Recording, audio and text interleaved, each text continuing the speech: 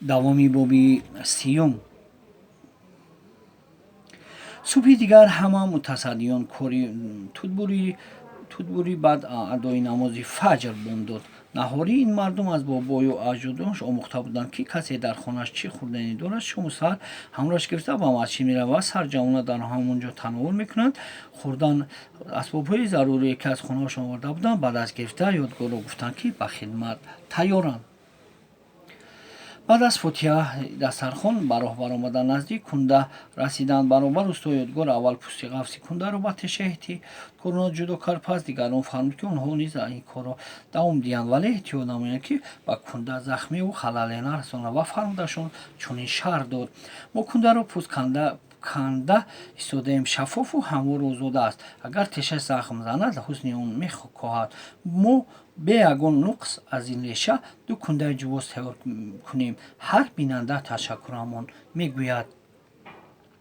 баъд мавзӯи гапро дигар намуд ёдгор: ҳар дарахти тарбуро агар кас пӯст кунад, дар зери пӯсти он оби ширадорест. ана ҳамин об тана ва шоху навдаҳои дарахтро солим нигоҳ медорад. акнун шумо каме дам гиред, бачаҳо. мунтазир мешавем, то оби кунда бихушкад. дар он сурат чӯб мустаҳкам мегардад. то хушк шудани оби зери пӯсти кунда дар ҳар мавзӯъ ягон соат суҳбат оростанд. дарахтбурун яке аз нишастагон, ки хушбахташ меномиданд, гуфт: ҳафтаи гузашта барои зағирамонро равған кардан ба деҳаи билисуф рафта будам. дар хонаи арбоби деҳа, ки арбоб юсуф бояш мегуфтанду бо падарам дӯсти қарин будааст, меҳмон шудем. 5 ҷувоз доштааст деҳа. он ҷувозҳо шабу рӯз равған мекашиданд. мо аз дарвоза дарун шудему арбоб аз меҳмонхонааш берун.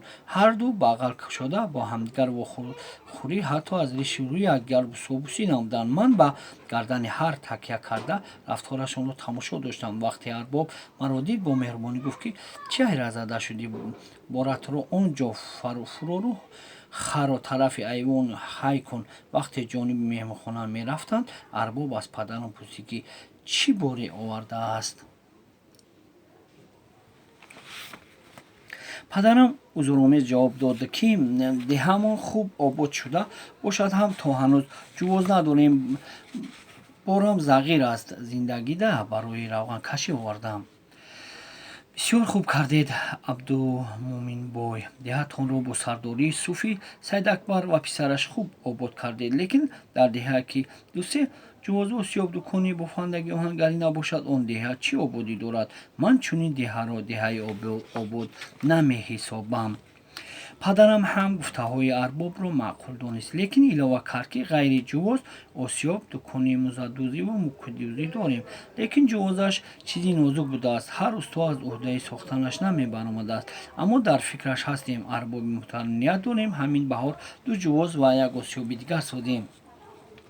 ободии созандагӣ ин осудаҳолист. суфи Абдулмумин бо чунин гуфтугӯҳо ба меҳмонхона даромада, рафта падару арбоби деҳа: ман дар таги айвонро 13 чӣ кор карданамро намедонистам. ҳамин замон аз меҳмонхона яке аз ҷавонон баромада, маро ба меҳмонхона даъват кард ва гуфт, ки харамро бурда дар оғил мебандад.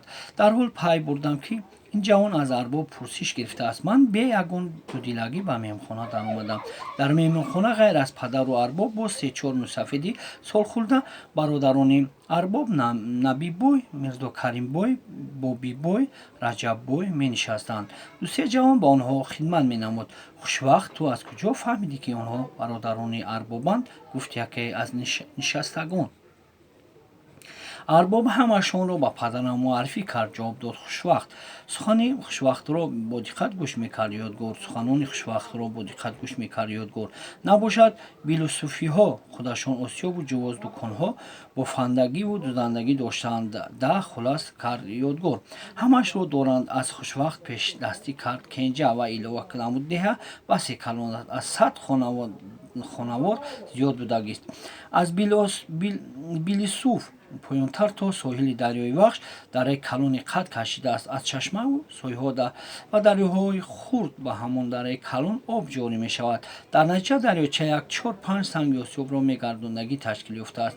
ана дар дунимаи ҳамин дара ҷойҳои мувофиқро интихоб намуда 7 осиёб сохтанд, ки худи философиҳо 7 осиёбаш мегӯянд. Ёдгор аз ҷояш хеста кундаи буридашудаву пӯскандаро даст карда ба ҳозирин гуфт: аз ҳафташ хеле машғули суҳбат шудем. Кунда на хушк шудааст. Пас он аз ҷайбаш чӯби дуқадайро бароварда, ки аз миёнаш бо мехи васл ёфта буд, чӯбро рост намуда ба он кундаро чену чоқ кард. Он чӯбро газ меномиданд. Барои чен кардани дарозӣ ва пасту баландии девору болорҳо истифода мебурд. Баъд аз кисаи ҷелакаш коғазеро берун баровард, онро боз намуд. Аз даруни он лахчаеро берун кард. Бо он дар миёни кунда хатте кашид. боз дар ҳамон ҷо чун тасма нақше сабт намуд. Баъд ба ҷавононро оварда гуфт: ду нафаратон як арраро гирифта пеши ман биёед. зуд ду ҷавони шавқманди арракаш ба арраи калоне наздик ҳозир шуданд. Ёдгор дандонҳои арраро рӯи хатти кашида гузошт. Сипас ҷавонро ба арракашӣ фармуд, вале таъкидашон намуд, ки эҳтиётшон, то арра аз хатти кашида берун набарояд. Агар кач шавад, буридатон душвор мегардад. дар вақти косахонаи ҷувозро буридан азобатон медиҳад. Ин суханро гуфта, чашм аз дастони ҷавонон арракашӣ намеканд. Ёдгор: ҷавонон дар арракашӣ якдигарро иваз намуданд. ҷои арракашӣ ҳар қадар дарунтар мерафт, устои Ёдгор фонаи сохтаашро чуқуртар мекӯфт. ин усул имкон намедод, ки арра ба кунда бичаспад. аз ин ҷост, ки ҷавонон озод ва бидуни ягон монеагӣ арра мекашиданд. оқибат кунда ду қисмат шуд. устои муҳтарам, акнун боз чӣ кор кунем? Ба Ёдгор рӯ овард Кенҷа. рост гап кор ҳаст кенҷабӯю, вале мебинам, ки ҷавонон хаста шуданд, ҷавоб дод Ёдгор. Аз тарафи дигар, вақти пешинхонӣ фаро мерасад, кори аз ҳама хуб савоб рафта, қарзи Аллоҳтаолоро ба ҷо овардан аст. Акнун кундаро ба замин гуронданамон мондааст. ин корро пагоҳ ҳам кардан мегирем, устодҷон, гуфт Кенҷа. кундаи ба азоб тайёр кардаамонро то пагоҳ боз ягон кас надоздад ба ин ҷойҳо, ки баланд набуд, шубҳаашон изҳор намуд Ёдгор, ки ҳад дорад, ки ба ин кор паст даст занад. хотири Ёдгорро ҷамъ намуданд онҷо будагон. ҳангоми баъзшӣ равон буданд, Ёдгор ба паҳлӯи хушвақт гузашта аз ӯ пурсид: ба ҷувозхонаи Билюсуф чӣ қадар захир буда будед? Зағирамон як бори вазнин хар буд, акай усто, ҷавоб гардонид Хушвақт. он зағирро дар чанд рӯз равған кашида ба шумо доданд? Дар 2 рӯз. онҳо чӣ хел мардумонанд? рост гап, 2 шабе, ки дар он ҷо будем, мусофирамонро ҳис кардем. ба чунин суҳбатҳо ба масҷид расиданд. Ёдгор ба дил мефахрид, ки аз он рӯзе, ки ба ин мардум шинос шуд, ягон соати вақташро бекор беманфиат намегузаронад. намедонад рӯзашро чӣ хел мегузарад. Зубайд ҳам нозукиҳои касби офандагиро ба ҳавасмандони ин пеша бе ягон рӯю риё меомӯзид. ҳарду гурезаи мо хурсанд аз он буданд, ки аҳли ин деҳа аз заҳмати сахту сангин тарс надоштанд. рӯзи дигар баъд аз адои намози бомдод ва сарфи таом боз ба ҷойи корашон рафтанд. дар роҳ Ёдгор боз худро бо Хушвақт ба суҳбат гирифт. хушвақтҷон, гуфт ӯ, ту дина гуфтӣ, ки Билюсуф мо худро мусофир ҳис накардем. дар Билюсуф мо худро мусофир ҳис накардем. инро чӣ тавр бифаҳмем? як шарҳ медодӣ? Он мардум ҳам монанди мардуми деҳаи мо буданд, ҷавоб дод Хушвақт. ба меҳмонхона касе, ки меҳмон равад, аҳли деҳ баъди намози шом дар хона чӣ таоме дошта бошанд, гирифта ба ҳамон меҳмонхона мерафтанд. шухтаъбу базлагу буданд. намегузоштанд, ки меҳмон маъюсу дилозурда шавад. табашро доим хуш медоштанд. назди дарахти тути буридашуда расиданд. диданд, ки як нимаи кунда нест. дуд аз димоғашон баромад. устои муҳтарам, як нимаи кундаамон нест, арз кард ба Ёдгор.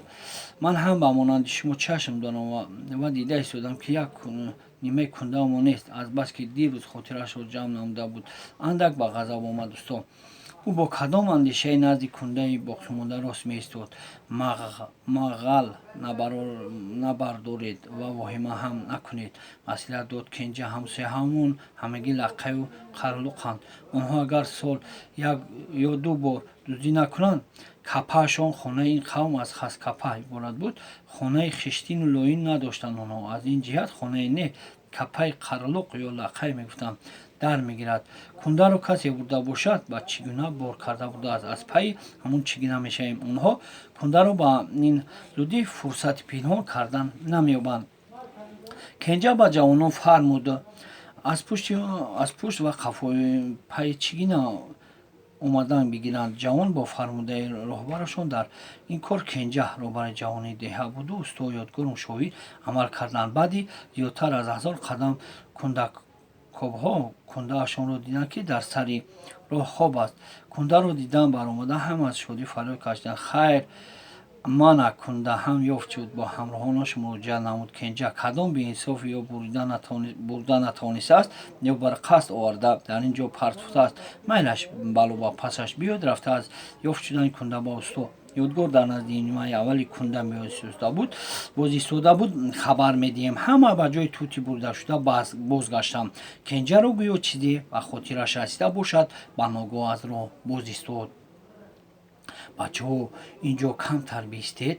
ба ҳамроҳонаш хитоб намуд ӯ ва илова кард. карим, шариф, саидулло, шумо аз роҳатон баргардед. аз пайи чӣ гуна шавед. бифаҳмед ки пайи он ба сӯи кадом деҳа. дар он мавзеъ деҳаҳои шару шумсу воқеъ буданд ки дар онҳо лаққаю қарлуқҳо сукунат доштанд меравад.